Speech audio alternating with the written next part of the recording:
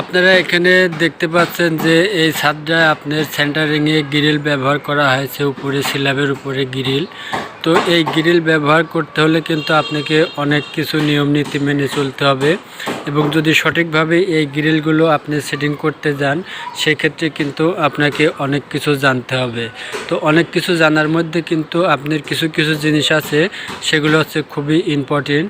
যেমন ধরেন আপনার গ্রিলের ক্ষেত্রে ছাদটা কিভাবে সঠিকভাবে লেবেল করবেন সে বিষয়ে কিন্তু একটা গুরুত্বপূর্ণ বিষয় আপনার জানা দরকার। আর ছাদটা লেবেলিং করতে গেলে অবশ্যই কিন্তু আপনার গ্রিলটা সঠিকভাবে সেটিং করতে হবে। এখন সঠিকভাবে কিভাবে সেটিং করবেন, এবং একটি গ্রিল কিন্তু এক মাপের থাকে না, আপনার গ্রিলগুলো বহুত মাপের থাকে। তো সেই ক্ষেত্রে রুমের যখন আপনি রানারগুলো লাগাবেন সেই ক্ষেত্রে কিন্তু আপনাকে অনেক ভেবেচিন্তে এবং অনেক মাপযোগ দিয়ে আপনার এই রানারগুলো লাগাতে হবে। এখন যেমন ধরুন এখানে যে গ্রিলগুলো দেখতে পাচ্ছেন, আমি যদি এটা আপনাদের এখন সঠিক যেভাবে লাগাবেন সেটা যদি আমি আপনাদের এখন দেখাই। তো এখানে যে গ্রিলগুলো আপনারা দেখতে পাচ্ছেন, এই গ্রিলগুলো আপনার লম্বা আছে 5 ফিট এবং পাশে আছে 3 ফিট। তো সেই ক্ষেত্রে আপনি যখন এই গ্রিলগুলো লাগাবেন তখন কিন্তু অবশ্যই আপনার এই গ্রিলগুলো ডাসার অপোজিটে লাগাতে হবে। এখন অপোজিট বলতে গেলে এখানে যেমন দেখতে পাচ্ছেন আপনারা যে এই যে রুমের যে ডাসাগুলো আপনার লাগানো আছে, এই ডাসাগুলো যেমন আপনি ধরেন এদিকে লম্বি লাগানো আছে। আর এই গ্রিলটা যখন আপনারা সেট করবেন তখন কিন্তু আপনাকে এইভাবে সেট করতে হবে। তো এইভাবে যখন আপনি সেট করবেন তখন কিন্তু আপনার অবশ্যই ডাসাগুলো সঠিক মাপে লাগাতে হবে।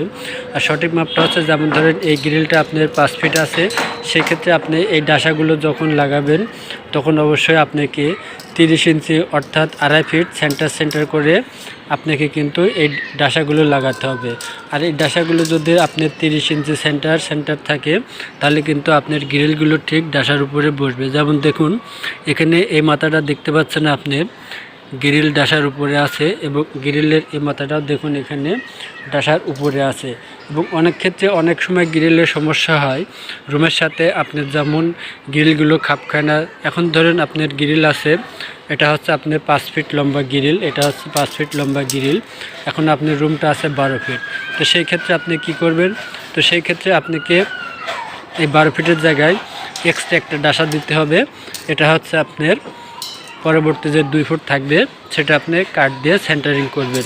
এখন এইটার উদাহরণস্বরূপ যদি আমি আপনাদের দেখাই, এই যে এখানে যেমন দেখতে পাচ্ছেন, এই যে দেখুন এটা গ্রিল এখানে শেষ হয়ে গেছে, কিন্তু এখান থেকে আপনার এ পর্যন্ত যে 1.5 ফিট জায়গা আছে এইটাই আপনার কাট দিয়ে সেন্টারিং করতে হবে, তাহলে আর আপনাদের কোনো সমস্যা হবে না। আর গ্রিলের ছাদ যখন সঠিকভাবে আপনি লেবেল করতে যাবেন তখন অবশ্যই আপনার গ্রিলের একটা জিনিস সবসময় ফলো করতে হবে, সেটা হচ্ছে আপনার এই গ্রিলগুলো কিন্তু অনেক বাঁকা থাকে এবং অনেক টাল থাকে।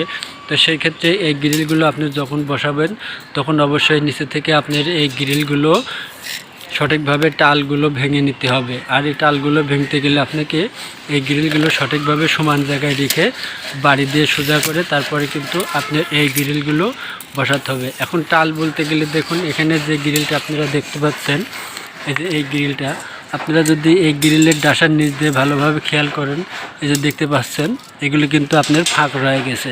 তার মানে এই গ্রিলটা এই জায়গায় উঁচা আছে, এই জায়গায় উঁচা আছে। আর এই ছাদটা কিন্তু আপনি কখনো সঠিক লেভেল করতে পারবেন না।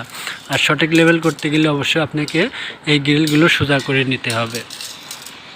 আর এই গ্রিলগুলো যখন আপনি সোজা করে নেবেন তখন কিন্তু সব দিক দিয়ে আপনার এই গ্রিলগুলো ডাসার সাথে লেভেলিং হয়ে বসবে। যেমন দেখুন এই যে দেখতে পাচ্ছেন, এই যে দেখুন এখানে কিন্তু গ্রিল উঁচা নিচা আছে। এখন এই উঁচা নিচা কিন্তু আপনি কিভাবে লেভেল দিবেন, এই যে দেখুন এখানে দেখুন এই যে উঁচা নিচাগুলো আপনারা কিভাবে এই গ্রিলগুলো লেবেল করা কখনোই সম্ভব না। তো অবশ্যই আপনারা যখন এই গ্রিলের কাজগুলো করবেন তখন অবশ্যই নিচে থেকে এই টালগুলো বাড়ি দিয়ে সোজা করে নেবেন, সেই ক্ষেত্রে কিন্তু আপনারা ছাদটা সঠিকভাবে লেবেলিং করতে পারবেন। আরেকটা গ্রিলের ক্ষেত্রে সেটা হচ্ছে গুরুত্বপূর্ণ বিষয়, আপনারা যখন এই গ্রিল দিয়ে কাজ করবেন তখন অবশ্যই গ্রিলের দিকে খেয়াল রাখবেন যাতে কোনো ভাঙা গ্রিল অথবা এই যে আপনার যে ওয়েল্ডিংগুলো দেখছেন, এই যে এই ওয়েল্ডিংগুলো করা আছে, এই ওয়েল্ডিংগুলো কখনো দেখা যায় যে ছুটে গেছে অথবা এগুলো ভেঙে গেছে, এই সমস্ত গ্রিল আপনারা কখনো ছাদে ব্যবহার করবেন না।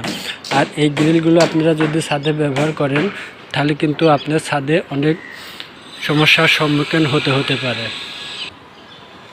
কারণ এই যে দেখুন, এই সমস্যাগুলো কিন্তু আপনার কখনো সমাধান করতে পারবেন না। এই যে সমস্যাগুলো দেখতে পাচ্ছেন আপনারা, এই যে ভালোভাবে খেয়াল করে দেখুন, এখানে আপনার চেম্বারের থেকে গ্রিল কিন্তু অনেক উঁচা আছে।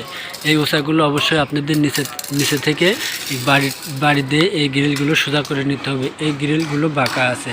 আর একটা গ্রিল বাঁকা কখন হয়, যখন ছাদের সেন্টারিং খোলা হয়। সেন্টারিং খোলার পরে এই গ্রিলগুলো যখন নিচে পড়ে তখন অবশ্যই কিন্তু বাঁকা হওয়াটাই স্বাভাবিক। তো সেই ক্ষেত্রে কাজের সময় আমাদের খেয়াল করতে হবে এই যে এমন যেন বাঁকা না থাকে গ্রিল।